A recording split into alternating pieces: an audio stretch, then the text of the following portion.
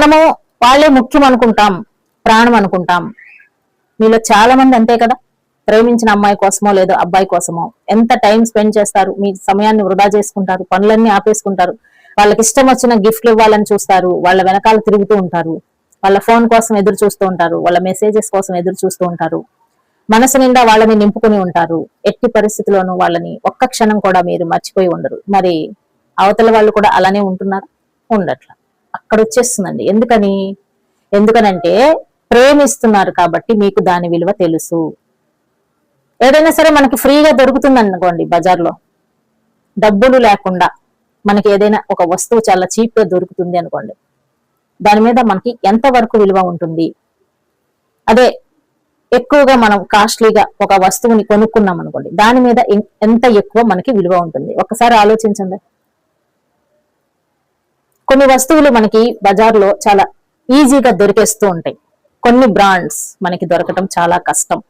అటువంటి వస్తువుల కోసం మనం ఎంత డబ్బునైనా సరే ఖర్చు పెట్టి కొనుక్కోవాలని చూస్తామా, చూడమా?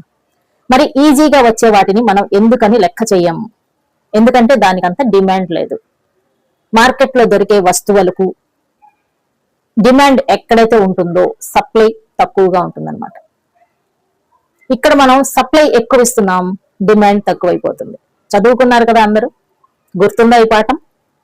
ఎక్కడైతే డిమాండ్ ఎక్కువగా ఉంటుందో అక్కడ మన వాల్యూ పెరుగుతుంది, మన డిమాండ్ లేని చోట మన విలువ తగ్గిపోతుంది. అలాగే మీరు అనవసరంగా వాళ్ళకి ప్రేమని ఇస్తే, అవసరం ఉన్నా లేకపోయినా మీ విలువ తగ్గిపోతుంది. మై డియర్ ఫ్రెండ్స్, ప్రేమ అనేది చాలా విలువైనదండి.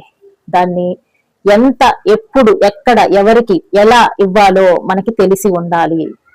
ఎవళ్ళకి పడితే వాళ్ళకి మనం తీసుకెళ్లి మన ప్రేమని అందించినప్పుడు దాని యొక్క డిమాండ్, దాని యొక్క విలువ కోల్పోతాం. అవునంటారా, కాదంటారా?